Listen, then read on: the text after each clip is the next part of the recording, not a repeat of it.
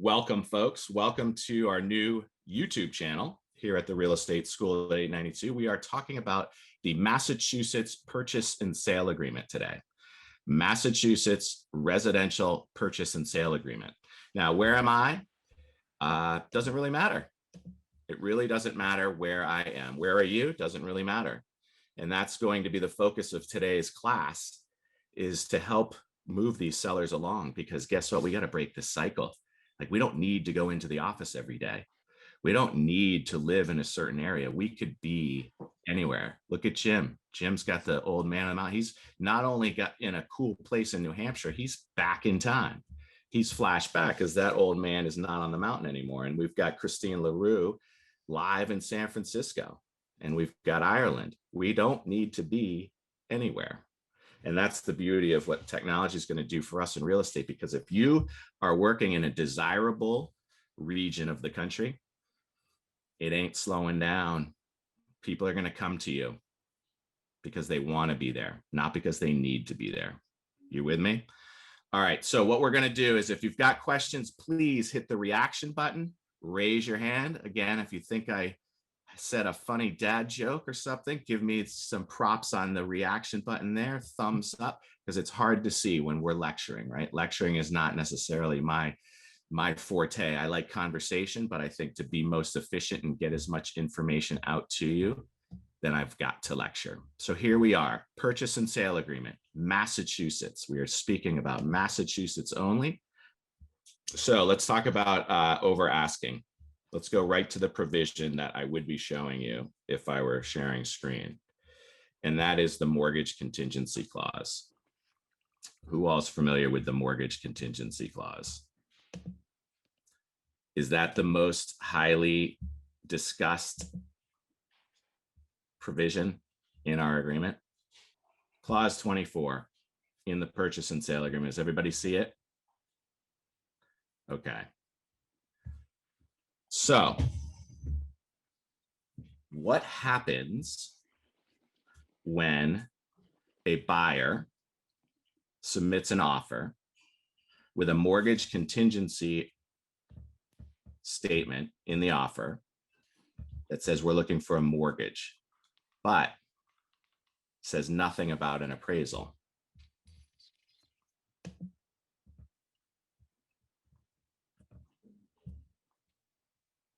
Can you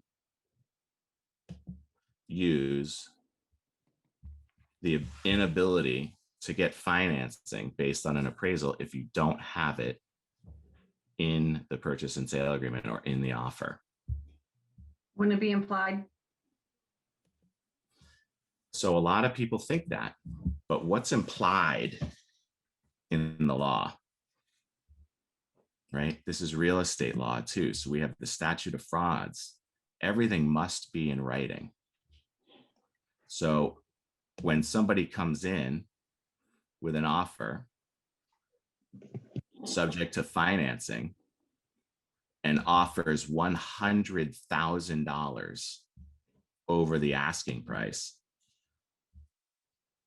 and then the appraisal comes in only $50,000 over the asking price, what do we do? Tammy, I want to ask you this question. At what point are the appraisers going to say, I can't bring it in? I can't bring that new number. You're muted. There I am. It's really hard as prices go up so quickly. I mean, appraisers are almost they're looking backwards. So, you know, they understand the market, but they can't prove it on paper. So it's really hard for them to keep up with such increases in prices and crazy bidding wars that are going on. So I don't know if I've heard of a few that haven't come in. I don't know if you guys have, but. Has anybody had a situation where the appraisal hasn't come in? Yeah, I just had one not too long ago in Abington. What happened? So I think the house was on, don't quote me, it's been just a few months, but like 489, I think we got 530. And basically they couldn't get anything above 500. So they even pulled from out of the town and a few different other areas to try to get the number up. Unfortunately, she was just saying that Abington was such a small town, not like, Quincy or Weymouth with the volume of homes that are there, that Abington just didn't have it at the time. And So this was this was a couple of months ago. I'd say 6 months, but Okay. the market was starting to, really, it's been ramping anyway, but it was really continuing to ramp. But the number was just, So Tammy, how do they justify a price when there isn't a comp? They have You to really create. can't. I mean, there's some wiggle room in everything you look at. And if there's something subjective like pools or things like that, you can sort of wiggle with that. But, but it's really hard to do. And I mean, I actually had one that I listed this summer that I listed probably 50,000 more than I wanted to. And we got it. And I was sure that appraisal wasn't going to come in. And when I looked at it, it really shouldn't have, like her numbers. I was like, oh gosh, I could pick this apart. But of course I'm not, I'm not going to. But, her square footage was off and there was a few other things that I think she used to wiggle it, but How much room is left? If inventory doesn't unfreeze right. and the supply and demand is so off that people can't get anything without overpaying, at what point are the appraisers going to say, can't do it? I know. I'm surprised more aren't actually, because like I know one in Marshall just went under for 100,000 over. So, that's just crazy. They can't prove that on paper, and they have to for the bank's sake. So unless someone's putting a ridiculous amount down and doesn't care, that's where the people are going to have to make up the difference. I think the buyers. So let me put this out there to you folks. When you're pricing a home, are you using comps or are you using, future speculation that there's going to be a frenzy? Do you want to keep it low so you create a frenzy?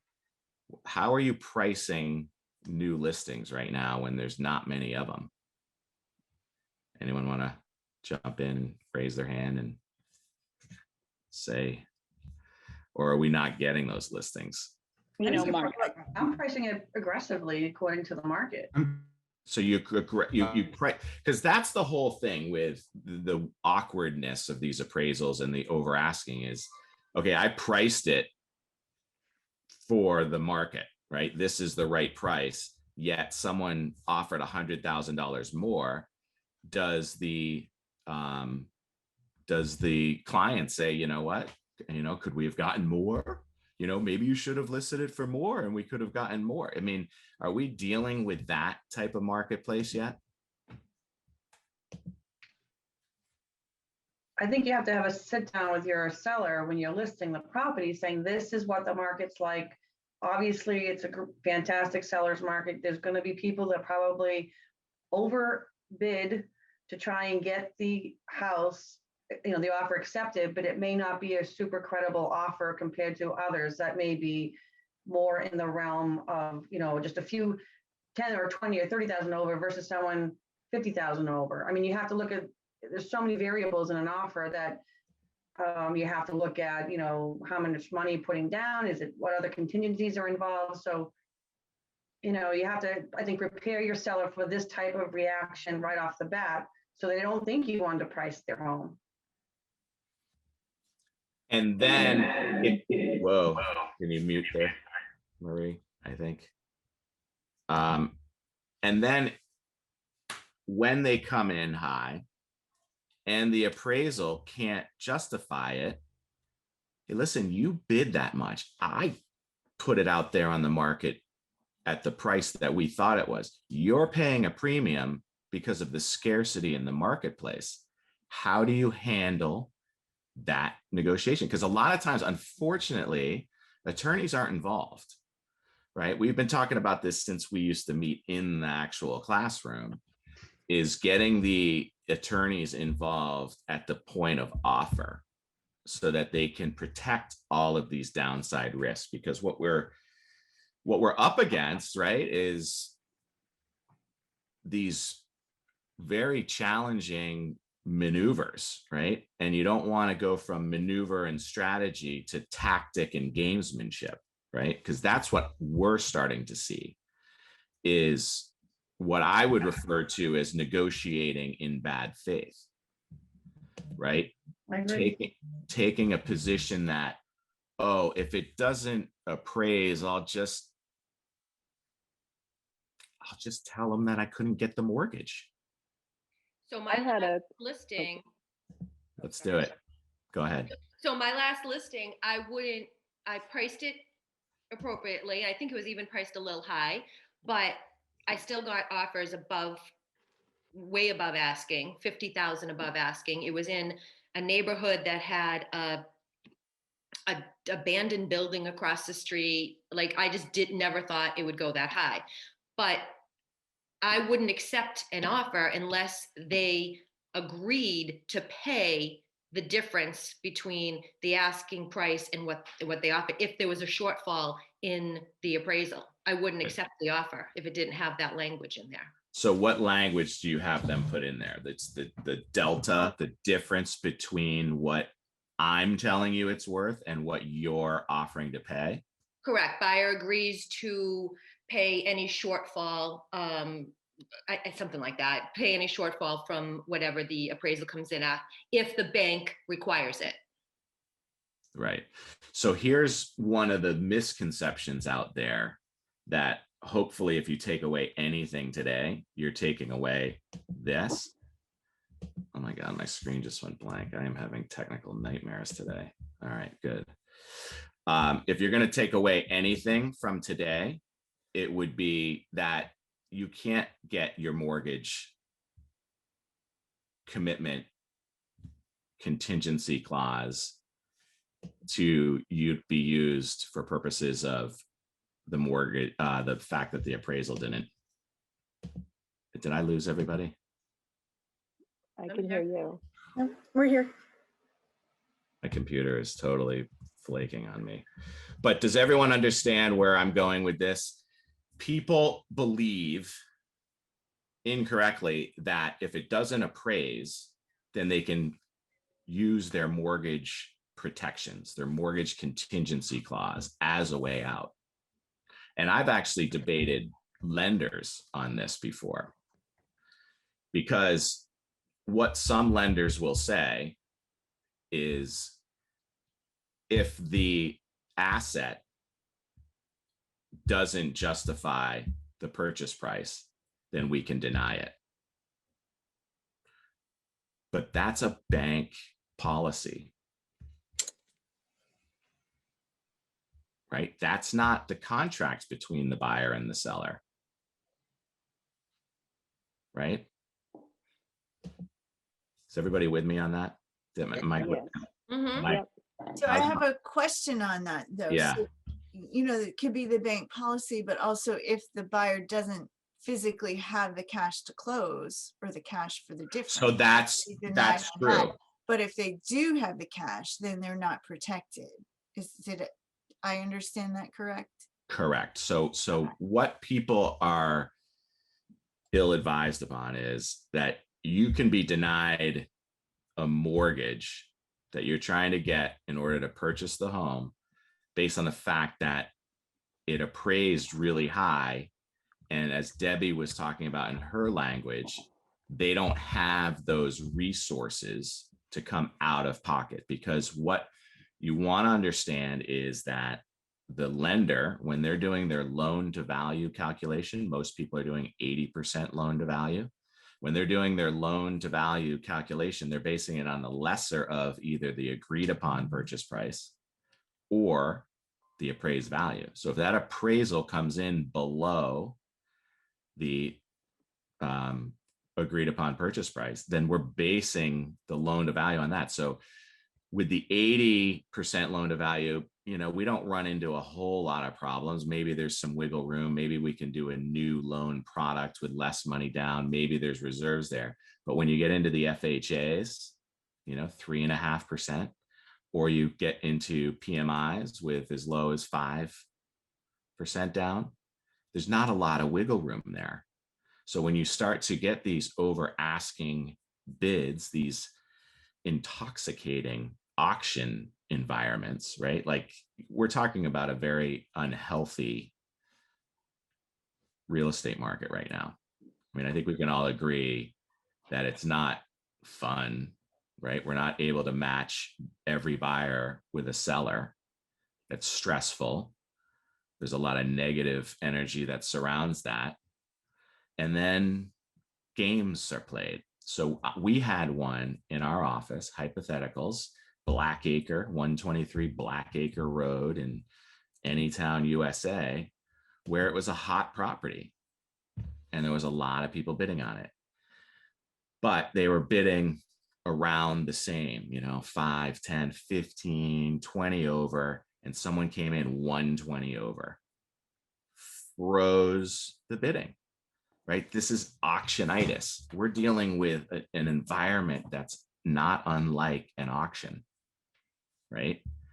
So they freeze the bidding and then they step back and they're analyzing this offer with a mortgage contingency and another one that was significantly less, significantly $50,000 more.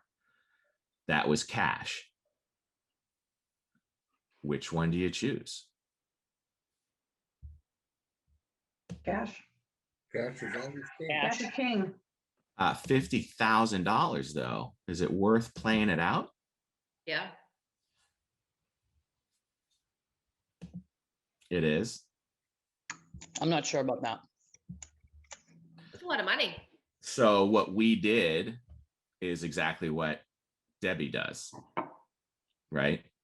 We said, this purchase is not subject to the sale of a home, the refinance of a home, or an appraisal satisfactory to the lender in order for the lender to commit to lending this money. So they went back to the buyer with that. And the buyer came back and said, we can only go this high with the mortgage commitment. So they came in strategically knowing that they could have retraded. That's the term we call it, when you go into a transaction with the full intent of renegotiating. That's a retrade. You're going in knowing that I'm going to get $5,000 more off the home inspection because I only wanted to go to $495. They made me go to $501. I'm going to get $5,000 more at the home inspection, or I'm going to get $50,000 off when the appraisal doesn't come in and they're going to be stuck because it's already a week away from closing. Not cool. That's why I always hated escalation clauses, just for that reason. I never loved escalation clauses until recently, because that's what we ended up accepting on that property, was a 5,000 over the highest other bid.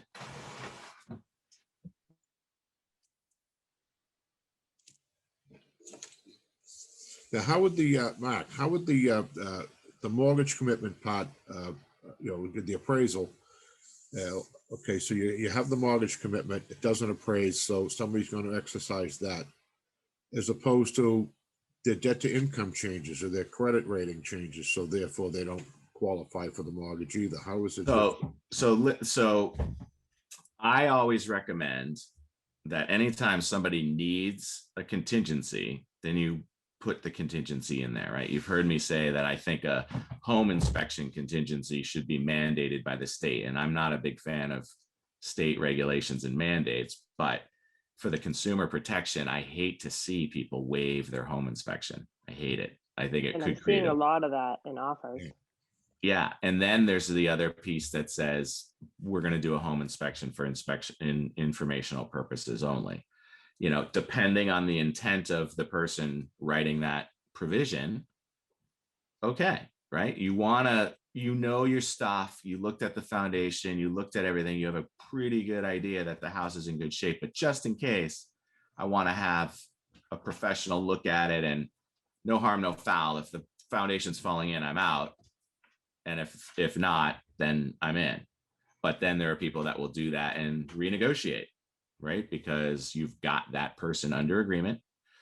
They're already in process in their mind, moving out, whatever, we'll just do the deal, right? So that's a tactic as opposed to a strategy. But if someone needs a mortgage, they can't buy the house for cash, then they need to have a mortgage contingency in there, especially if the deposit is substantial, right? Because that's their protection. That's their protective device. Many states have it in there and it's not waivable. Home inspection, not waivable. These are things that both parties agree to do in a cooperative environment. Buyer wants to sell, buyer wants to buy, seller wants to sell. They're going to put them together and they're going to cooperate and get to the closing. Now, appraisal contingency is another one that I like, but I get it. It's not going to work right now. That's not something that's going to work. What about, let's talk for a minute about, and this is going off topic a little, only in the way to try to loosen up some inventory. What are the thoughts on suitable housing as a contingency? Anyone can jump in and opine. Not a fan. Why? Well, just because people are locking themselves up, for it to potentially fall apart. Meanwhile, you have the rates that are starting to increase a little bit. And, if you're looking at a 90-day window and they don't find somewhere to go, then The you're, inventory is so low. yeah, true. But, that my fear is just wasting the buyer's time. The seller's time, the first seller? Oh, the buyer that's in a frenzy. But if they can't find anything, Mm-hmm. does it matter if we're wasting their time? Right? It's almost like a lease option to buy, right? We're locking in, knowing that this is the house we're going to buy. This is what we're going to buy it for. And we're going to have hope and faith that our seller is going to find something. Because how else are we going to loosen this up? Because the reason that our inventory is tight is because sellers aren't stepping out because they know that the market's tight, right? And they have nowhere to go. I just had one house with my buyers where we had, put in almost $40,000 over asking and still lost because of price. But they also wanted in there that closing to happen the end of June. I was like, what? That was their terms, the seller's terms, so that they could They wanted to go find something. Right. And they wanted till the end of June to do it. But it wasn't suitable housing. It wasn't suitable delayed. housing. That was just for their closing date. They wanted mid to end of June. So and that was what they asked for. So if you're representing that seller, it's not a contingency, like they're closing in June, Correct. whether they find something or not. Correct. But Can you find them something? I was actually on the buyer's side, but I know. Yeah, but yeah, hopefully by June you could, right? I don't know. What do you all think? I mean, if your seller says, you know what, yeah, I'll do that. I'll take a flyer on that. Wow. If it makes them feel more comfortable to put their house in the market, I think buyers are willing to wait. They'll wait till the end of June because their house that they want just came on and they've been looking for months and nothing's out there. They might be willing to wait. And But now what the seller feels better. But what happens if buyer waits, seller can't find anything? Seller's got to move. But you said it wasn't contingent. It was just the end of June. Right. So Correct. You're representing the seller, right? So we're talking about you're convincing somebody, right? And they're going to look to you as the professional. Why did you tell me this could, why? Right? They're looking to you as the professional. Can you get them something by June? Or are you going to say, you know what? I don't want to take on that risk. I don't want to take on that obligation, that responsibility. They have to have another option. They have to rent. Their other option has to be in June, that you're either going to live at a family's house or you're going to rent. Are there sufficient rentals available? No. Oh, right now, no temporary rentals. Nobody even remotely. And you know me and rentals, but there's I'm almost debating on going into like a short-term rental situation with stuff that I have, because you're getting a lot of people that don't have anywhere to go right now. You can kill it in the market with short-term rentals. To like stem like a 3 month, I'm just gonna move my stuff in storage, dust off. I just did for one of my condos. I raised the fee quite a lot because a guy sold his house and he has nowhere to go. And we're in an understanding that he's looking for a place. And I said, that's fine. So he's temporarily in my place for however long, but wanted to sell his home. And unfortunately, I jacked up the rent because of it. Lucky for me. So there's an industry out there for almost like the corporate housing, right? So you get you put your seller out on the block, say this is the most ridiculous top of the market we've ever been in. If you're going to sell in the next 3 years, sell right now and drop into an Airbnb that's weekly, daily, monthly, gun against the head. You got to find something. You know, are you able to find something for them, or are they going to then be upset with you that you put them in this position, right? You didn't, obviously, but some people will back you into a corner and make you feel like, why'd you tell me you could pull this off? I didn't guarantee. Remember that first meeting? Like this was a risk that you calculated and took on and said you would be okay for a few months. Market keeps going up though, right? Especially in some of these nicer areas, right? All the people that have, hung out in the city and waiting for COVID to be over, and they're still coming. They're still coming to the suburbs. They're fleeing in droves.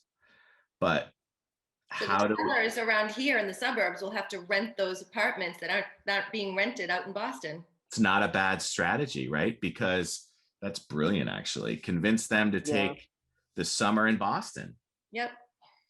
Right? You probably get it pretty inexpensively. Take a summer in Boston and figure it out. But the other thing is what about the folks that are, thinking about Florida, right?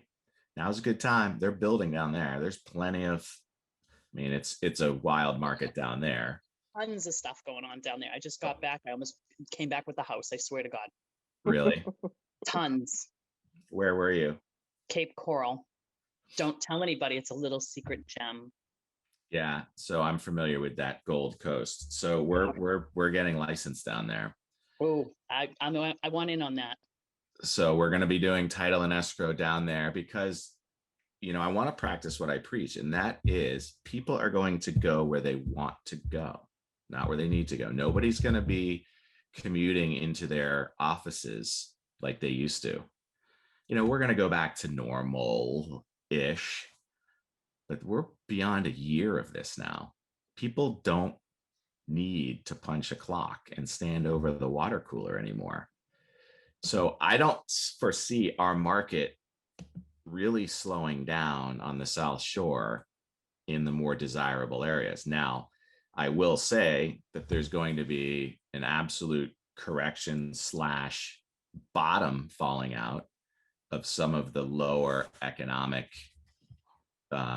neighborhoods, regions, because I really fear our economy of the low wage earners right now. So those neighborhoods could correct hard. But, Cohasset, Hingham, Marshfield, Situate, Plymouth, Abington, where you can get land, you can get space, you can get Whitman, Hanson. These neighborhoods, if you're waiting for the bottom to fall out, it's going to be a while because there's a lot of people that are still coming. So the question is then how do we get the people who can really benefit by selling right now to sell, right? And we talk about that a lot in the short sale class as well. But let's get back to this mortgage contingency. So your client, your buyer comes in and says, yep, I'm pre-approved. I've got a great loan professional. Here it is. Let's go find a house. Well, there's not a lot of them, but one just came on. Let's get in line, right? So we get in line, we love it. We put in an offer. A listing agent says, well, here we go again, Groundhog Day for best and final by Monday afternoon. And it's going to go way over, right? So it goes over. Your buyer is successful high bidder. And then an appraiser comes in and says, I can't do it. I can't do it. So there's no appraisal contingency. There's a mortgage contingency. Are you advising your client of what the situation could be and if they're capable of doing it? Because this is a wild people game, isn't it? I mean, if there's fear in your client, it's going to be a challenging market to be in, right? I think that's really the overriding problem with the inventory right now, is that people are just simply afraid. And it's sad. So they're not willing to move because they're afraid they're not going to find something. Right? So what do we do? Like, we act like a real estate investor and we knock on doors. Right? Knock on doors and see if we can open up some of that inventory. You know, what about rent back too? Because that was another situation that I was in. So selling the property, lease option to buy? Yeah, because or sell it and allow the seller to stay for a little while. Yeah, that was another one where I just had a buyer recently. We put an offer in on something, and the contingency part for the seller was, we can close whenever you want, but I want 3 months of rent back. What do y'all think? Anyone else? Of course, my clients were willing to do it too. They were like, fine, we're in a rental. We'll just continue to rent our place and let them rent their place. And so they did, but of course they lost out on it too. So what I will say about that is I think it's another creative, great way to help loosen inventory. But if the person is getting a loan, if they're obtaining financing from a mortgage lender, then they're signing a document that says they intend to occupy the house within 60 days. So is 60 days long enough? And then there's the intent, right? So the intent is, we're only allowing these folks 30 days. We're agreeing to let them stay 30 days, but they still haven't found a place. So maybe we give them another 30 or 40 days. So intent is at the time that the act was done. So at the closing, I intended to be in on the 31st day, but being good folks and we're still staying with the in-laws, we can go another 30, 40, 60 days to let these people have it, the opportunity to go find something. But is there going to be something? How are you all feeling about, a beautiful day today, How are you all feeling about folks putting their house on the market this spring? Are you talking to people? Are you looking to line them up?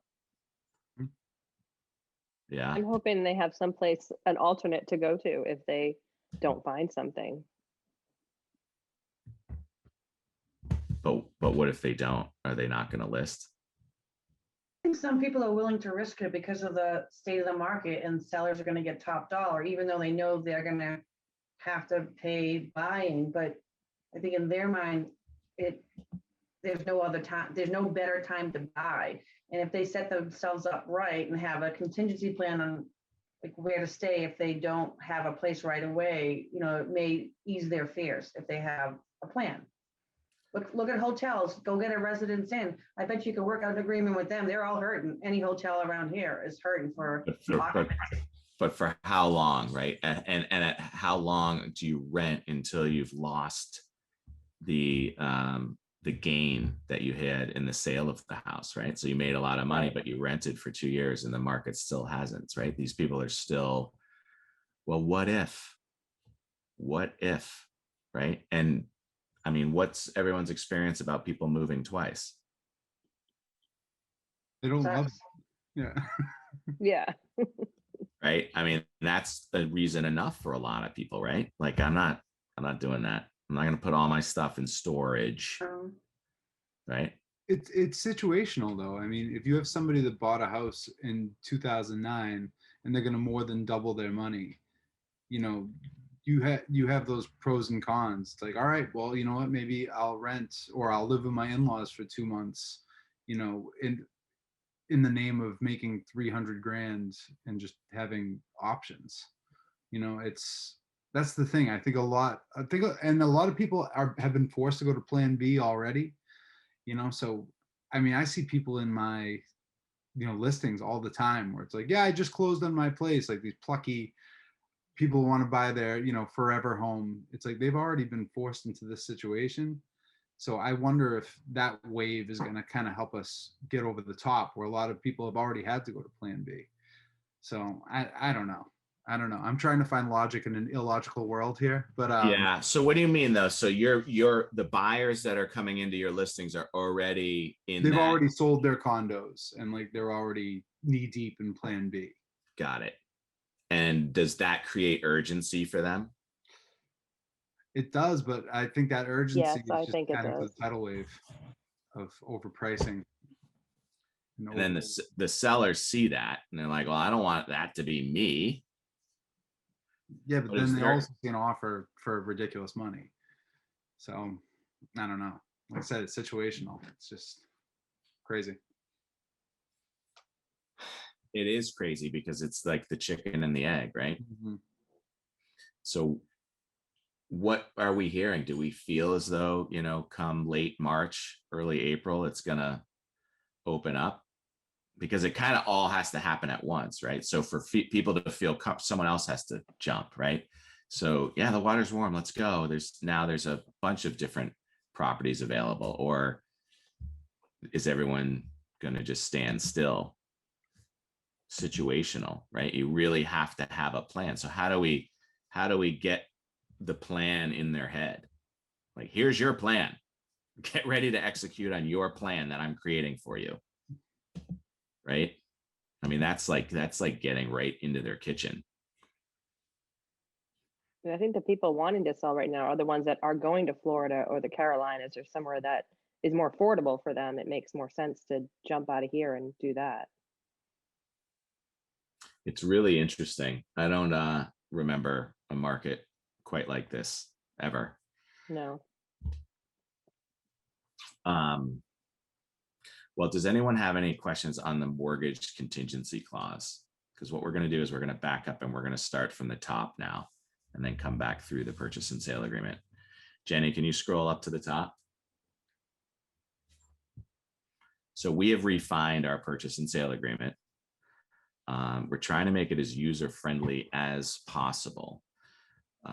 We're following the themes of both New Hampshire and Florida, which is let's make it as simple as possible, fill in the blanks, answer all the questions before they're asked, and keep it as fair as possible. So we have the parties, we have the description, but now we've got the check boxes, you know, with is the refrigerator included? Is the washer and dryer included? Well, trying to make it as easy as possible to check the box, right? So, and if it's not there, then it's not there. Title deed is part of where we go to dealing with the actual title, right? So we're conveying clear and marketable title for a single family dwelling without any type of encumbrance or betterment. Does anyone have any stories about betterments that they would like to share so that we can actually learn through experience? Maybe a last minute, what? We have to assume the betterment? I didn't hear anything about a betterment. What do we assume? Don't worry, it's tax, you know, there's no interest on it. Who should pay for the betterment? Situate, Massachusetts, sewer betterment. Buyers buying it, nobody discloses it, it's not on the MLS, nobody's aware of it, and the closing is coming up. closing attorney realizes it, tries to put it on the seller side. Seller says no, puts it on the buyer side. Buyer says, what is this? What do we do? Call the attorney. Right? I had that once and we split it. It was the seller and buyer and they ended up splitting it. Seems like a really fair Mm-hmm. resolution for something that's Yeah, because unsettling. everybody, I mean, it was like 3 days before closing. So, you know, what else are we going to do? Scramble City, fight, draw a line in the sand. Mhm. Audra, you got on mute. Couldn't that have been something that was disclosed because the seller knew that? Sometimes the seller doesn't realize it though. Sometimes it actually passes a couple of owners and they just push it right through, right? It just continues to be paid on their tax bill. The reality of it is it should be understood and the party should agree to whatever is understood, right? So a lot of times with condos, they just did a whole new roof. Well, who's going to get the benefit of that betterment, right? It's made the property better, but who's going to benefit by that bettering of the property? Mark, wasn't that one of mine? One of With the yours was litigated through something similar to this. Yeah. 'Cause Right. there- That's, I was gonna bring that one up, but I wasn't sure if that was, I was like, is that what he's talking about? But where they closed the same day that this whole thing came out, right? So hypothetically speaking, that happened in one of your one of your files, but sometimes it's not disclosed, right? And if it's not disclosed, then there's no agreement, right? There's no meeting of the minds. If the buyer isn't aware of something, then they're paying more than they intended to pay. They agreed to pay 500, but they've got this $50,000 betterment over the course of the next 10 years, and there's no interest on it, but it's $50,000 that they didn't expect to pay. The moral of that story is the parties need to understand it, right? So when you're disclosing it, if you know as a listing agent that there's a betterment and you want the buyer to assume it, it needs to be everywhere. It needs to be in the MLS. It needs to have an approximate balance and the terms of what it is. It needs to be in the offer. It needs to be, buyer understands that they're assuming this, or seller agrees to pay this off. But that's a delta. There's a difference in what the buyer is agreeing to pay and what the seller is agreeing to sell for if they can't come to terms on what and who is taking that obligation on, right? So 500 versus 550. Well, I thought I was only paying 500. I'm paying 550. Or seller says, I thought I was getting 500, not 450, right?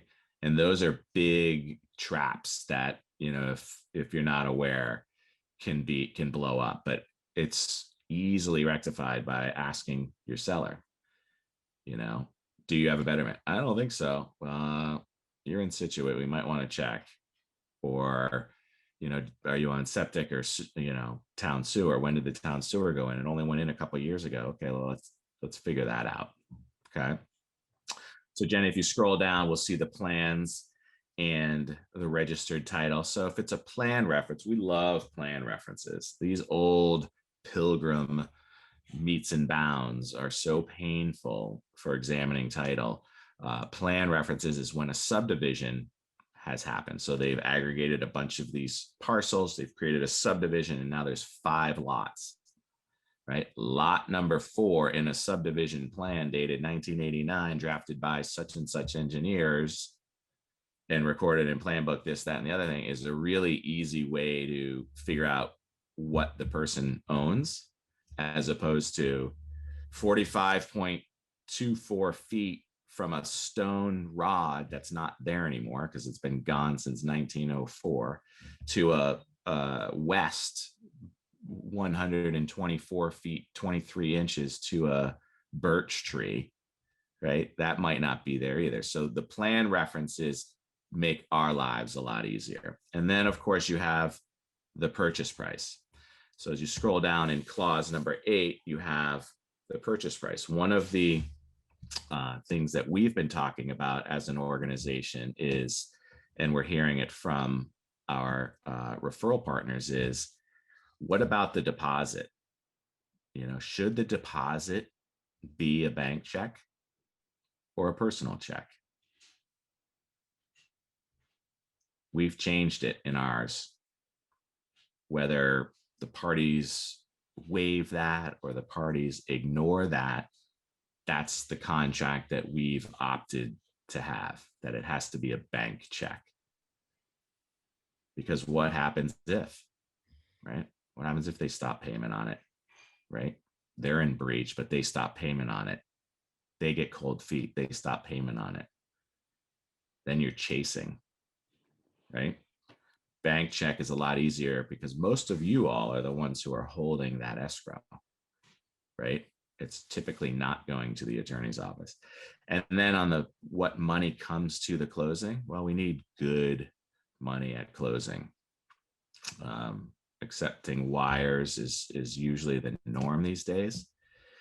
I'm looking very much forward to accepting cryptocurrency, non-fungible tokens for a closing at some point in the near future. But we did just get a notification from ALTA, the American Land Title Association, which is like the national governing body of closings. And they said, nope, not yet. No Bitcoin, not yet. It's not considered good money yet. So if anyone's telling you that they're doing closings with Bitcoin, they're not getting title insurance. So that's unfortunate. And then the time and date of closing. Time and date of closing is always very important. It's a very different now. Our closings are very much fractured. We never see the sellers anymore. This is one of those things that COVID has created an efficiency for, right? The inefficiencies of traditional real estate closings, I hope doesn't come back. I know there's a cool relationship component to the closing and the celebration and pop the champagne, but it's super inefficient to bring multiple people to one location to sign documents. And I think COVID has shown us that there's an easier way. And sellers typically meet with their attorney a week in advance of the closing, sign a deed and a power of attorney. And then that attorney works with the closing attorney to overnight documents, right? So we're trying to avoid close contacts, but yet look at the efficiencies that have come from that. Now attorneys can do more with their time. Clients aren't being asked to take days off. It's a win. And then the buyers are still required to be at a certain location, but where is that location? Oh, maybe up here in the mountains, right? Maybe at the beach. But typically the law firms will continue to ask buyers to come to their office because that's where it's most efficient for them. And those with the goal create the rules. So the closing attorney who's working for the lender are the ones who are receiving the money and dispersing that money. They're dispersing it to the seller. They're dispersing the seller's mortgage payoff and taxes and commissions and fees and interest and bank. They're handling all of the settlement. That's the settlement piece of the real estate closing. So we would still be asking that folks come to the office. Plus there's a requirement that a notary must be present to watch that signature. So although our attorneys are remote, the notary is there to witness the signatures. The attorneys are there remotely to explain the documents and have them understand them in a calm and stress-free environment, but the notary still needs to see them here in Massachusetts. Okay, so that is the purchase date and time. One thing before we take a break is the date itself. The month and year is usually pretty bulletproof. The time is fluid. And even though it's time is of the essence, I would always, speak to clients and say, 12 o'clock is not set in stone. But at the same token, if you are in a default situation, you're following the provision by the letter of the provision, you would need to be at that location at 12 o'clock on that specific day in order to default somebody. and we can talk about how and why someone would be defaulted. See the check the boxes with me? All right, so now we're gonna go through this, and if you have questions about any provision in this agreement, I really wanted to focus on the appraisals and kind of have a strong dialogue about that. But other than that, I want to just kind of free flow, and if you see something, say something, right? So we talked about the time of performance and the place of performance. What I want to talk about is briefly a default scenario. So let's say, for example, the seller gets cold feet, right? The seller decides I'm not selling it, but the buyer is not in agreement with that. The buyer still wants to buy it. So what do? They go to the registry of, or in this case, they go to the office of the buyer's lender's attorney, or at a location agreed upon in writing. So if there's no location agreed upon in writing, then they're going to go to the buyer's lender's attorney at 12 o'clock. Now, we used to have a lot of the closings at the registry of deeds, and the registry of deeds would help create a record for you. So you would go to the help desk. They would page your party at the time. So you ready for something else I learned with this? Let's see. So we're at the time of 12 o'clock. How about that, huh? Pretty high tech. 12 o'clock, and they would page your your sellers. And they would page them 3 times. And then those that were there, ready, willing, and able, right? You have to be ready, willing, and able. You're there, you've got the dough, right? You're able. Then they would put you in a book, and that book could be used in court to prove the default.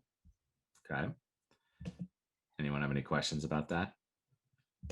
Now you would be at a law firm similar to ours, and you would probably have someone sign a document.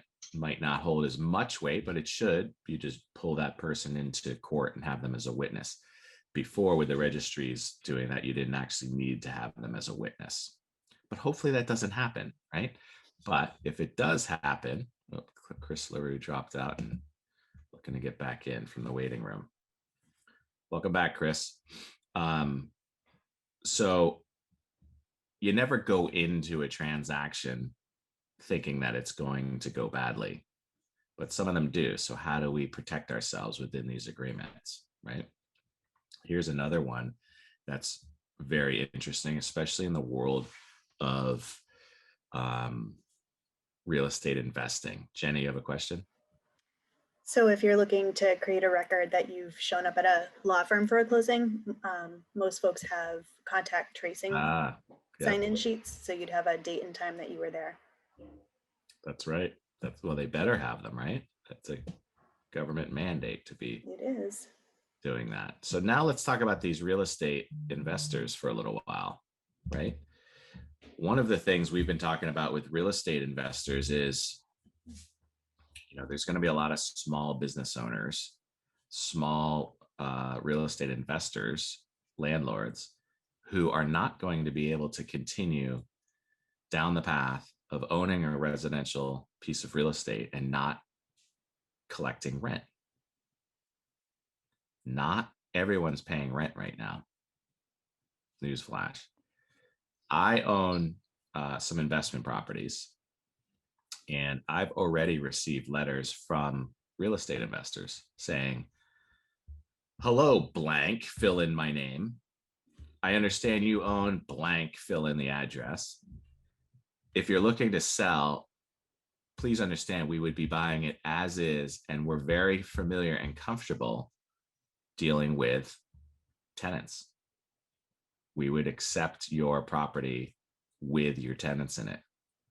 So we talk about the inventory being really short on residential mom and pop type of transactions, but the real estate investor community is dry.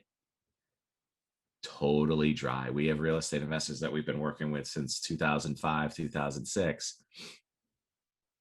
and they're freaking out because this is their occupation. And we're going on, a year, 2 years, right? It was low inventory, then COVID, and COVID created a moratorium. So even the products, the spaces that they were in, whether it was buying at foreclosure or buying from the banks, it didn't exist because they stopped it.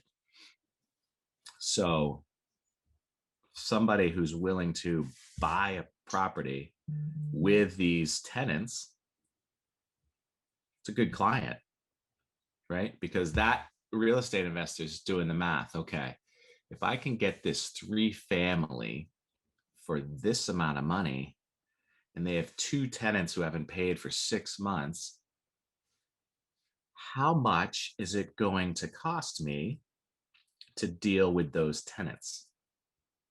Right? That's how the real estate investor is thinking. That I'm not going to accept these tenants. I'm not going to keep them here as tenants. I'm going to move swiftly and remove them, where a lot of people think they just can't do it.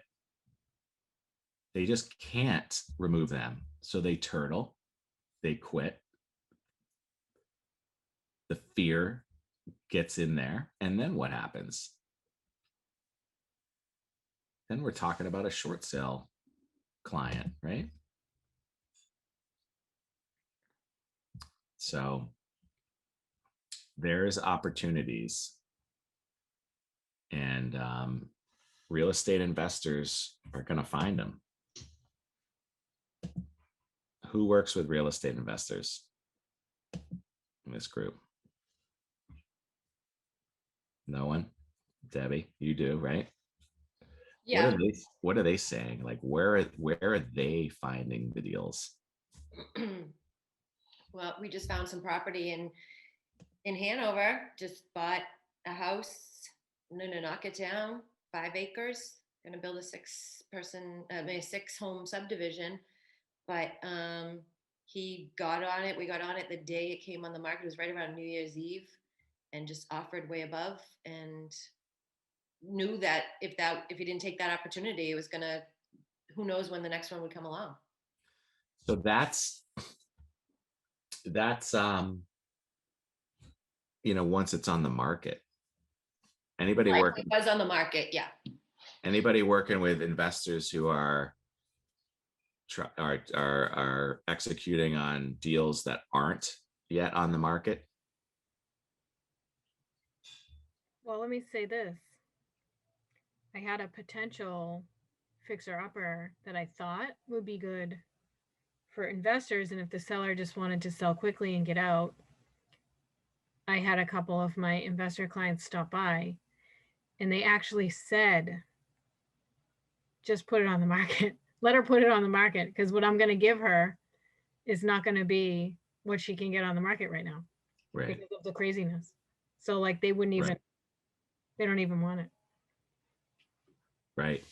And that's good people there too. Oh, they're like good clients, friends of mine, like people I know that I said, hey, stop by this house and tell me what you think you would give her.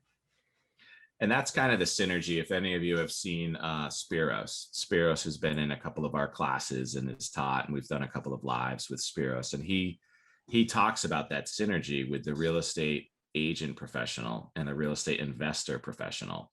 Because if you have those relationships, those people sometimes are the first one to knock down the door, right? They're the one that drives by the property, looks at it and says, wow, I could definitely put an addition over here and maybe dormer out we could turn that into and then they'll go up, but they'll realize, you know what? They want market rate, but they're selling. So, hey, Colleen, I got a lead for you, right? I just broke down the door, but they know what the market is, and there's no desperation. There's no need to sell to a real estate investor. Right, exactly. Because the real estate investor is adding a certain level of value that the open market doesn't, right? The investor is saying, leave it the way it is. Just pack a bag, a bag and go. Yep. We'll take care of it from here. Right. and putting it on the open market, that's not available, right? Because you're going to get a buyer who's been outbid 3 times, gets this house. They want it broom clean, right? And some of these folks who have lived in the house for 45 years and collected a bunch of stuff, they can't even fathom trying to extract themselves from that. Yeah, now she's packing. Yeah. Good. Are you going to get the listing? Yeah. Good. Good. That's a good story, right? And it works the other way too, right? These investors are looking for deals, and that, you know, maybe you can lead them in that direction as well and get a fee for it, right? So this house may not work in the open market, but I've got someone who will buy this for you. Let me call that same person who just called me the other day about this other one, right? Yep. So we got to be creative in order to get the inventory to a healthier balance. Jenny, you raise your hand. Is your hands Not on purpose. Okay, you got to clear that. You got to clear that hand, otherwise it's a high five. Boom. I don't even remember how I raised my hand in the first place. So, okay, you can ignore me. I love it. So possession of the property is free of tenants, right? That's something that most people will want to make sure that no one's going to still be living there when they move in, right? This is an interesting one. Also one, if you find yourself talking with clients and those clients are unwilling to hire an attorney and they're going to read the whole thing, they're going to ask you about this one. So it's a good idea to understand this one regardless. And in my opinion, it's the most complex provision in the Massachusetts purchase and sale agreement. Okay. So what it says is basically this: you are to deliver clear title to the buyer. The buyer has a right to get clear and marketable title. However, stuff happens, right? So as we roll into the closing and we get our title exam and we see that you refinanced 7 times between the year 2003 and 2009, and 3 of those mortgage discharges still appear to be active because they weren't properly discharged because Countrywide Home Loans went out of business and Greenpoint Mortgage went out of business. So you have these open mortgages that need to be cleared. So what happens? Well, we're closing in 3 days. What are we going to do? Has anyone seen that ever happen? No, there's never been a title defect? Oh, I have, yeah, I've had a couple, so. And what happened? Actually, what happened, it was several years ago now when all this crap first started. And whoever the closing attorney was, there was an attorney up in Revere, I think it was. That's all he did. He was like the brain trust. He knew what bank foreclosed where and who bought out who and where everything was stored. And that's all he did. He just chased that stuff down for you. You tell him what you have, he'd throw a price at you, and he'd say, "Okay, we're all set in 2 weeks or whatever," and it would be done. And that's what he did. So that was a mortgage outstanding that he was able to clear, or was it something that actually was even... that particular one? It was a client had bought the house probably 30 years ago from like Citibank. And what happened was they actually sold him the house next door. He lived on lot 19. Yeah. But they sold him, it said lot 17 on the deed. Yeah. So and he had bought it as a foreclosure. And that's what happened there. And this guy was, and of course, that's when like Hurricane Sandy was there. So everything was shut down. You couldn't find records, all that. And this guy was like, at the time, was like, yeah, $300. I know who to get. And he had it wrapped up in about a week. So that one sounds really complicated because that could spiral into the need to re-foreclose against somebody who... Yeah, because he knew, he kind of knew, okay, we can get the so-and-so on the board of directors works for this bank now. We get him, we get a vote of the board to authorize him to sign this. And so what happens if you get to a point and it's going to cost the seller $50,000 to fix it because they have to re-foreclose and they have to go to land court and they have to prove out their ownership. We limit it. What would happen? The only other ones that I haven't had is just years ago, the banks never sent you the, the banks would just send you the release when the mortgage was paid off. And the old people, would just, like my parents, they would just stick it in the kitchen drawer and forget about it. They didn't know you had to go to the registry of deeds and file it. So that's what we run into quite a bit. Yeah. So that scenario happens a lot. And if you haven't experienced that, I love it, Marie. That's definitely the best I've seen so far. Is Goose still back behind you there? Nice. I can't wait for that movie to come out this summer. But the times where you get 3 days before closing attorney gets title and realizes that there's an outstanding mortgage that's obviously been paid off, but still outstanding, could derail a closing. If the attorneys aren't, familiar with one another and work with one another and understand, oh yeah, no, this was paid off by so-and-so. Let's get the proof from that attorney, and then we'll have them work on getting the discharge. Then we can close. But if it costs the seller more than, in this case, $2,500, then the seller can say, you know what? I'm not going to do it. I'm not going to do it. I don't have to, and I don't want to. So I'm not going to do it. And there are people in this business that behave that way, unfortunately, because we are in a people business. So you're dealing with a lot of different personalities. So if they say they're not going to do it, then what happens? Yeah. Like another one I did have was it was one that predated the current owners. And what happened, so we, right there, it was just before closing, just like that. So I called the agent who had sold the house originally, like 10 or 12 years previous. And he had a copy of the HUD, and the HUD happened to have the name of the title insurance company on there. And the closing attorney now says, oh, that's great. That's a company I represent. He just called them. We're all set, bang. And they just went ahead and we'll worry about that. And that's what I'm referring to when I say the attorneys work well together and they have the relationships with the title insurance and they can make it happen. A lot of times you won't even realize it's happening because it's happening behind the scenes with the closing attorneys and the seller's attorneys. But what happens if we get to a point where they foreclosed on the wrong lot? They go back, they realize it. Now, in order to clear title, we're talking about going back to land court, finding the old owner, trying to get a release deed from that old owner. We're trying to re-foreclose, but yet it's going to cost money. Well, the buyer can then decide, whoops, wrong one to circle there. The buyer can decide if they want to accept the title as it is. So they can then say, okay, I've analyzed the risk. I know this is going to work. I'm still paying $100,000 over asking price. I want this house. I know it's only going to cost an extra 10 grand to clear the title. And maybe there's a title insurance company that's willing to acknowledge that this is not a huge mistake. And in 3 years, the statute of limitations will have expired.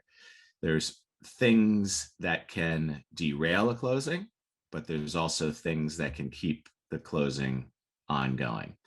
Another important provision is the acceptance of the deed. A lot of what relationships you have with the buyer and the seller merge and terminate once the closing happens, right? So there's things you cannot sue the seller for once the closing has happened.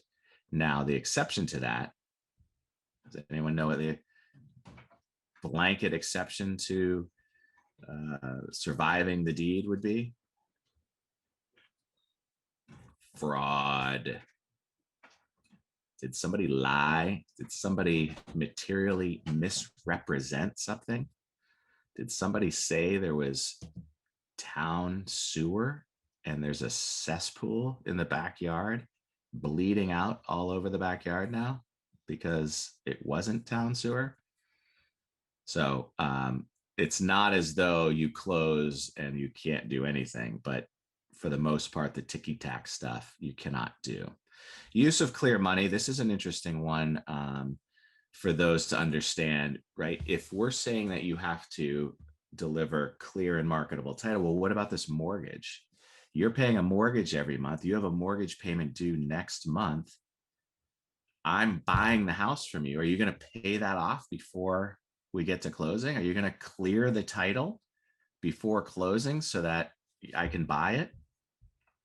Well, most people can't, right? Most people don't have the ability to pay off their mortgage without the sale proceeds. And that's what this provision talks about, is that the custom and practice is that the settlement agent, the closing attorney, is going to take the money and they're going to net it from what the seller was going to get, and they're going to take care of it. They're going to pay it off. They're not going to give the seller all the money and say, hey, do me a favor, after you pay this off, let us know, because they're on the first flight to Aruba with all that money. So again, the settlement agent, the escrow agent, the person who's handling the closing, takes in the money and then they distribute it out. They net out the costs and fees and commissions that the seller is obligated to pay. So gross receipts come in, agents get paid. If it's not already part of the deposit, then they're going to get paid from the settlement.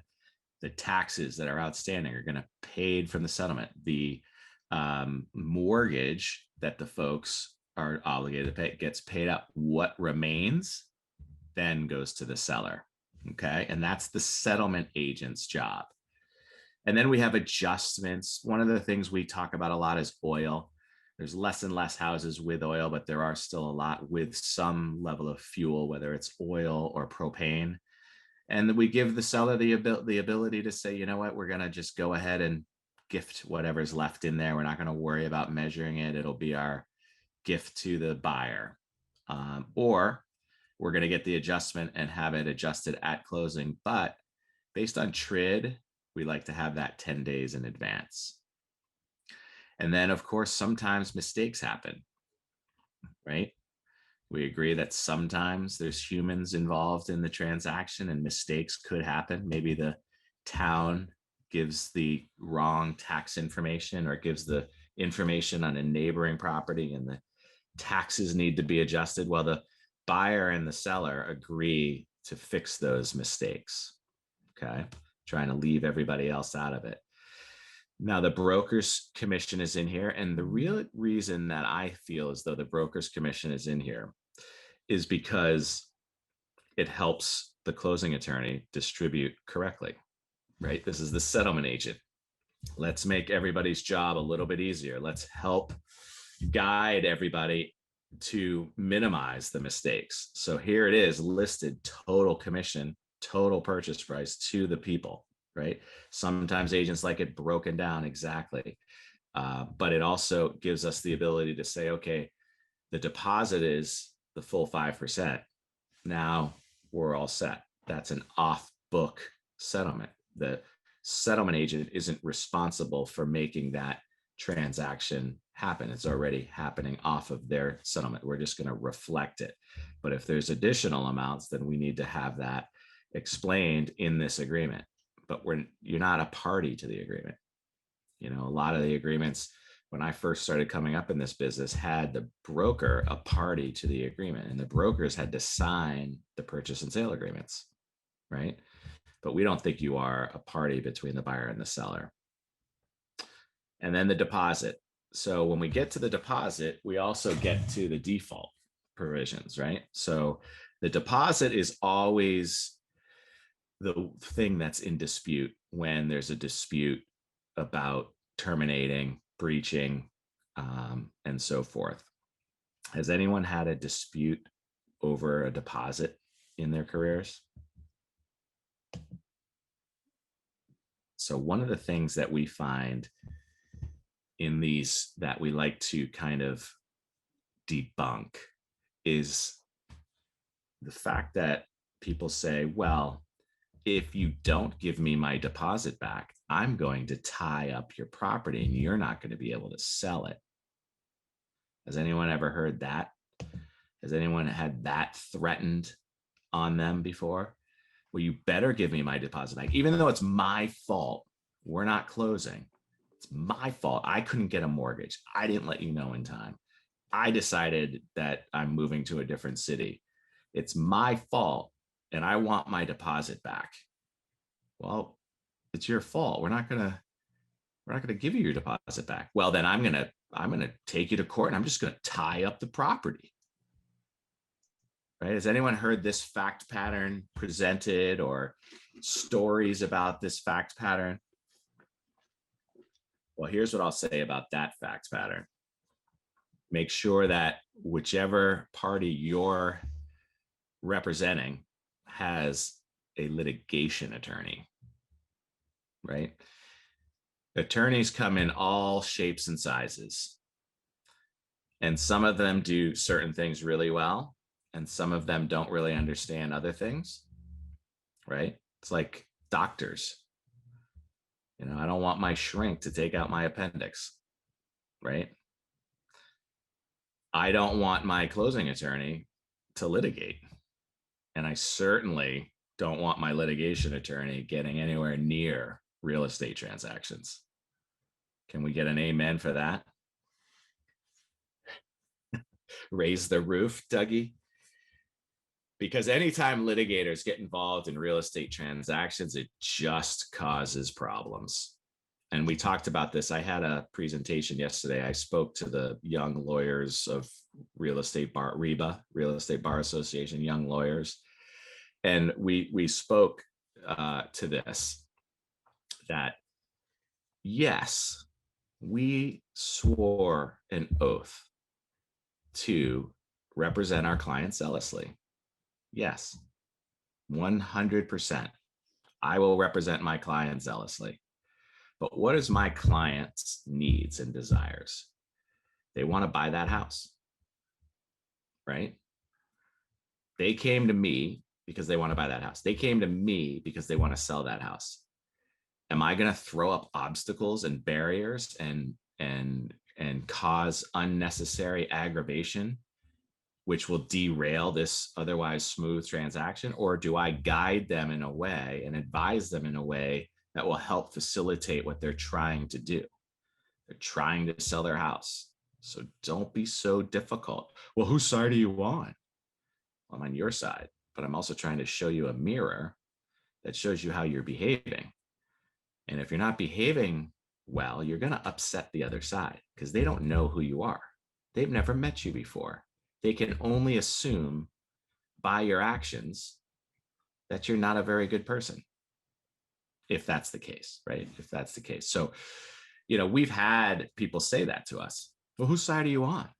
I'm on your side. You hired me to help you sell your house. You are creating obstacles to that mission. I'm trying to help counsel you and guide you back to a place. Now, if you don't want to sell your house anymore, please let me know, and I'll do my best to get you out of this contract that you're in. But if your goal is to sell your house, I'm going to help you do that. And by helping you do that, I need to guide you and let you know that what you're doing is an obstruction. Okay. And that's what professionals do. So the deposit is typically held by an escrow agent, it's typically held in a non-interest bearing account, right? Used to be in an interest bearing account, and they would split it, and administrative nightmares. The short period of time that it's in an account, it's not really worth it. So then we get into that buyer's default damages. So what is the damage? Well, the damage is the deposit, and it's called liquidated damages. They call it liquidated damages. You might remember this from the days where you took your real estate classes and tests. Liquidated damages means it's pre-negotiated, right? So 5% of your deposit, which mirrors the commission, which makes it an administrative smooth process for all of us, is also what everyone agrees would be fair as a default. Now, you know, once it happens, you know, no one's going to think it's fair, right? The seller may think it's fair if it's a windfall. They grab that deposit and they go sell the house. But the buyer, that's a lot of money. 5%, some of that's people's life savings if they're doing a FHA or a 5% down, right? So we've negotiated it though. It's liquidated damages. People need to understand that that's what's at risk. And then we get into, well, I'm going to tie up the property. So what's the answer to that?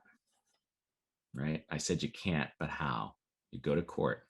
You have a litigator immediately step in. We don't mess around. We have litigation attorneys that are ready to go outside of our office. We have compliance attorneys outside our office ready to give us opinions on TRID and the compliance of that. We've got underwriters right there ready for us to answer title underwriting questions. But here it is. Please meet so-and-so. They are in a deposit dispute, and the buyer is threatening to hold their deposit. Great. Go in, remove, and let the court know that we're disputing money, not the property, right? This is a dispute over money. The buyer has either breached or terminated, but in this case, they've breached the provision. So the liquidated damages should be for the seller, but they're going to tie it up in court while there's avenues for remedies. Sue, you have a question.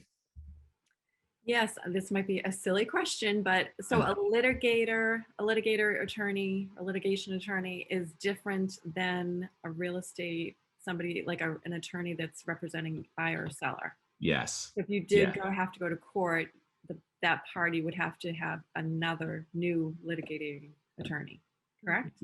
Well, they wouldn't have to, but a good real estate attorney is going to step aside, because a good real estate attorney is not going to have the time, the bandwidth, or the capacity to handle the litigation. So if it goes to litigation, our policy is we immediately bring in a litigator. And when it's funny that you talk about the litigators, because when I would do the voice to text, my phone picks up litigator as little alligator. And that's kind of what I see them as. And it's great. It's their profession. It's what they want to do. And they're happy doing it. I couldn't do it. I couldn't stomach it. It's fighting constantly. You're constantly fighting the other side, the other attorneys, oftentimes your clients. And I just don't have the stomach for it. But some real estate attorneys can do both. They try. Oh, they try. Okay. They can try. A lot of them will try, and they're going to probably put their client into a jeopardizing situation, because a lot of times they're trying to protect themselves, right? So they're going to stay in this because, oh shit, I forgot to get the extension on the mortgage contingency. I'm going to stay in this so that I can help make sure that, nobody starts looking at me. And then they're in this litigation that they don't want to be in. And now maybe they're potentially a witness. So it's even deeper and it spins wildly out of control. Quick phone call, boom. We get the litigator involved. They step in. They're now representing the client with the scope of that dispute, right? Especially with the seller. We want to keep going. Like, Sue, we want to get this right back on the market. They've already breached. They're telling us they've breached. But Mark, they're telling us that we can't sell it to anyone else. Ignore it. Boom, let's go. They're going to have to sue us. And if they sue us, we're going to run into court and we're going to get whatever they're doing removed from the title. Because what they would do if they went down that path is seller says, okay, you're breached. That's fine. We're holding your deposit, right? The real estate company is not going to release it unless what? There's an agreement, which the buyer's never going to agree to release your deposit, right? I've seen that happen maybe twice in my 25-year career, is that the buyer was like, yeah, I agree, take my deposit. Or the court is going to order it.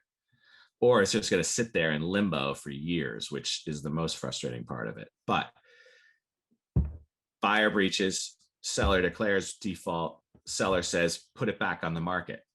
Buyer says, not without my deposit back. Well, we're going on the market. They run into court and they file what's called a lis pendens. So if you've ever had the conversation extend to that distance, the lis pendens is a dispute over the property, right? So you would think, okay, they're going to tie me up. They're tying me up. But you've got a litigator who immediately steps in and files a motion with the court and says, no.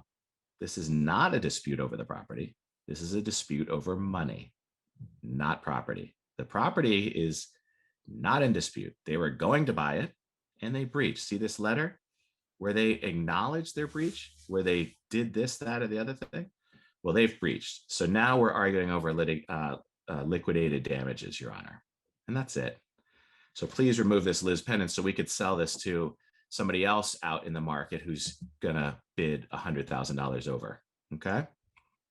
And then that court case for the 5% life savings of those people could go on for 3 years, but it's not going to affect the selling. And that's usually where a settlement comes into play. And similar to the betterment that we were talking about earlier, most people would probably split that. Okay, boom, you take half, I'll take half. Let's just never be friends again. Warranties. This is a provision that we put into our purchase and sale agreement to try to catch everything, right? We don't want to find out that there's a short sale, right? We don't want to find out, a week before closing when we're ordering the payoff that it's a short sale. We don't want to find out that there's underground storage tanks or that people are in bankruptcy or that it's a private way that needs to be plowed. These are all things that if you get into a situation where your seller says, I don't want an attorney, I've already spent enough money and I only got $112,000 over asking, so I don't want to spend that extra $1,500 or $2,000. I'm going to do this myself. Warranties and representations are highly litigated, right? So what are they representing and warranting? They need to understand that. And that's one of the things, obviously, the attorney is going to go over. Are you sure? The buyer is asking if you pulled permits on your property. Can we talk about that? Mortgage contingency, we talked about right in the beginning. An amazing provision. So again, clause 10 with respect to title, clause 24 with respect to mortgage contingency. These are provisions that as a professional, you want to really understand. Construction of the agreement is not a construction agreement. It basically says that anything in this document that is in the margins doesn't have any meaning. If there's provisions in here that are unlawful, they can be stricken in the severability clause, but it's just the type of agreement that it is. Lead paint is a disclosure. This is in addition to what you all are doing with your requirements under the real estate board with the lead disclosures, okay? Smoke detectors, again, we have the sellers do that. This got a little awkward during COVID when, fire departments weren't going into people's houses. What do we do? And we figured it out. As a community, we figured it out. We had an escrow and we had an agreement that they'd go back, and with very few exceptions, it worked out great. Seller signed documents. If the seller gets to the closing and they are just so bummed out and angry and say, I'm not signing any of those documents, well, you've already agreed to it. We got you to agree to that up front. You're going to do it. REBA, this is the folks that I was talking about. They had the Young Lawyers Division that I had a presentation with yesterday. But when in doubt, we go to REBA. When in doubt, if there's a question about title practice or title procedure or what to do for apportionments, REBA has a path for us to follow. And then measure, access. This is another one that comes up quite a bit, especially when the relationships start to get tense, they get into the negotiation of the home inspection and the seller gets upset that the buyer is so demanding and that the buyer is this, buyer is that. I'm not letting them come back, not until closing. Well, we gotta come back. We gotta do a plot plan. We gotta do an appraisal.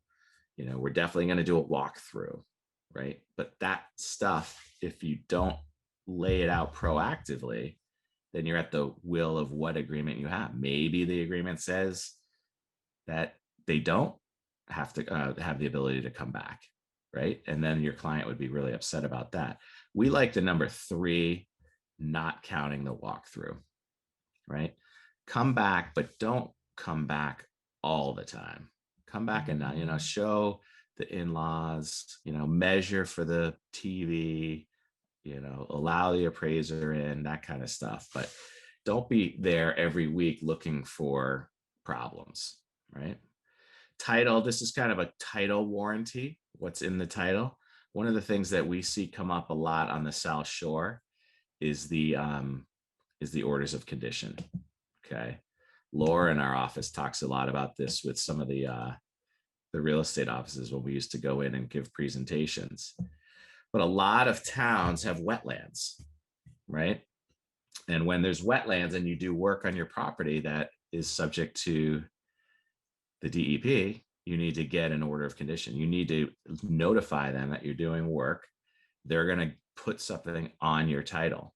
It's going to be called an order of condition. In order for you to do this work, you have to follow these rules that we're setting out so that you don't further damage the wetlands.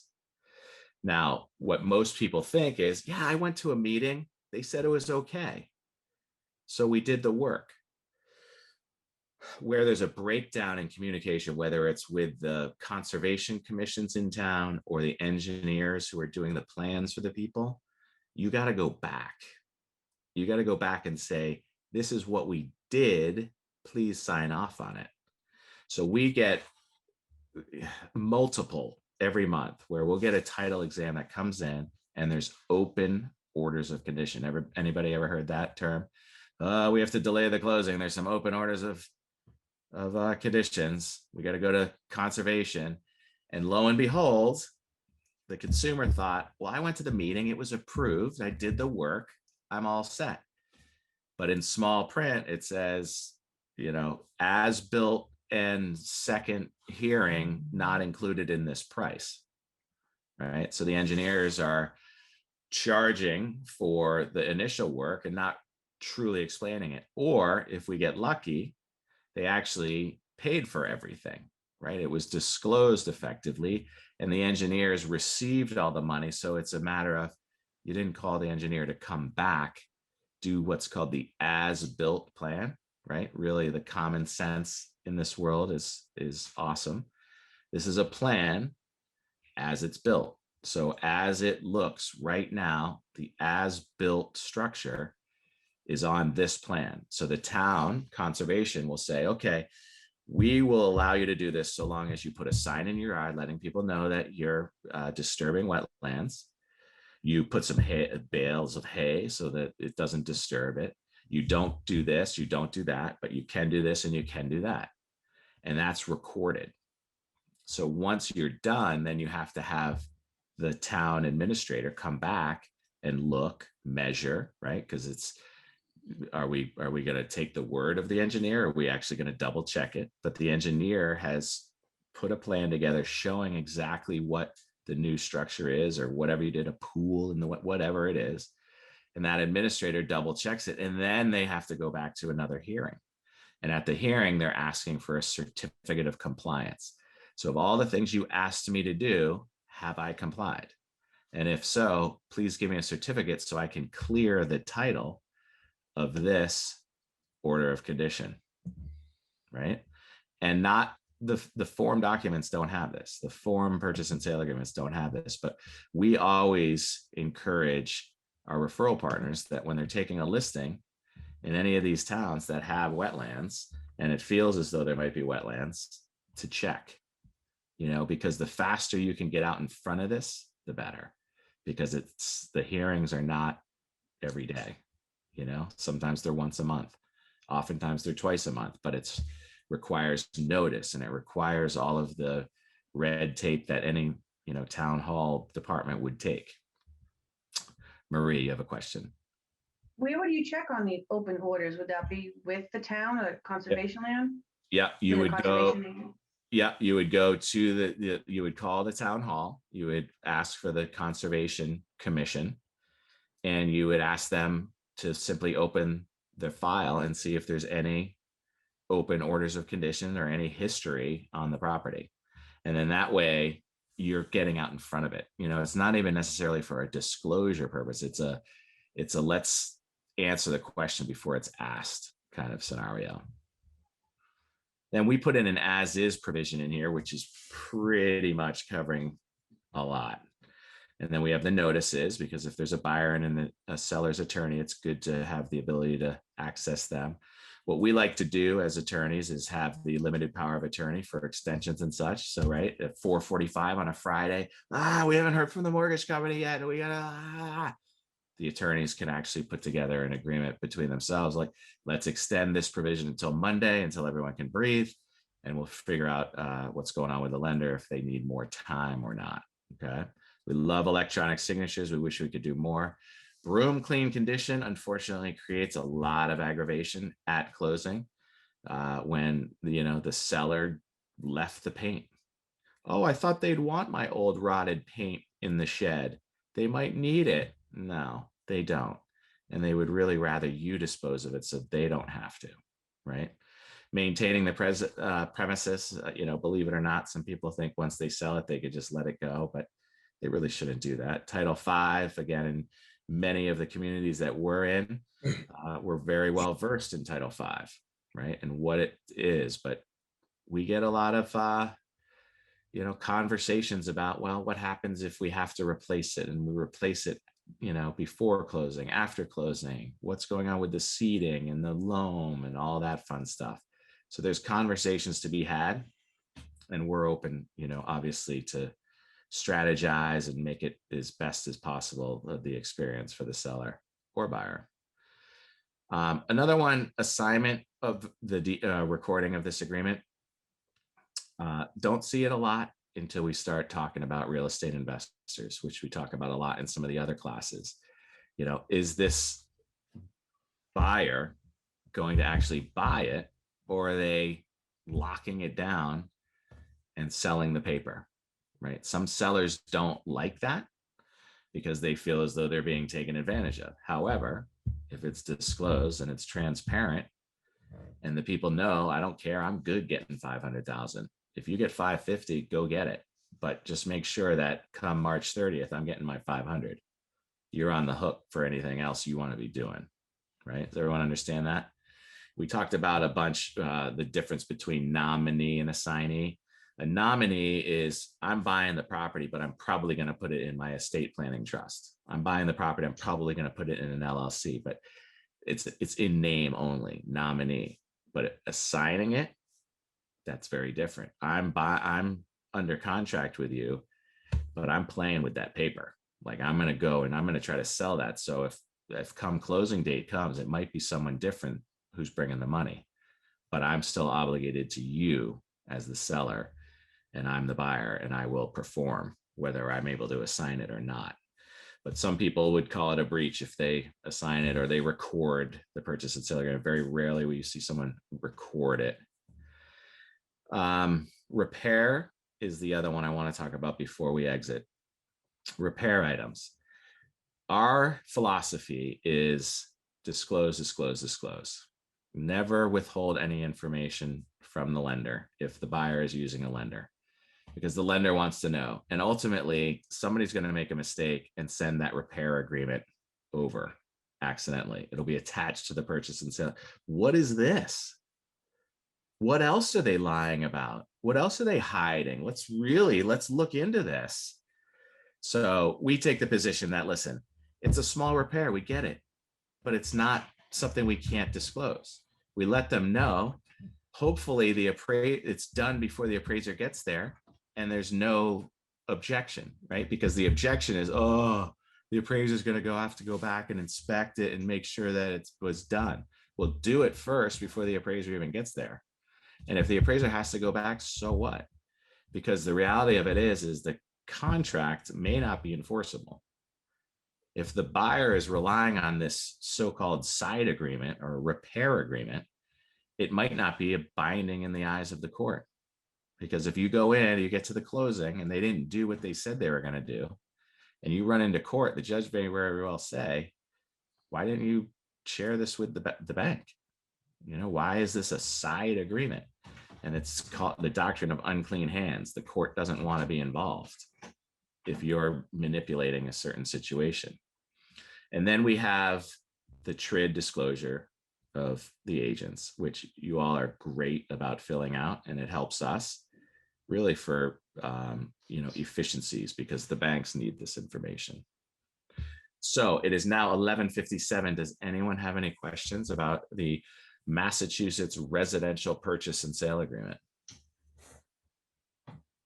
It's a good thing to start checking on the flood insurance too. I just had one in Holbrook and I never expected it, but it was like my house and the two houses across the street were the only ones in the neighborhood that were in the latest flood zone.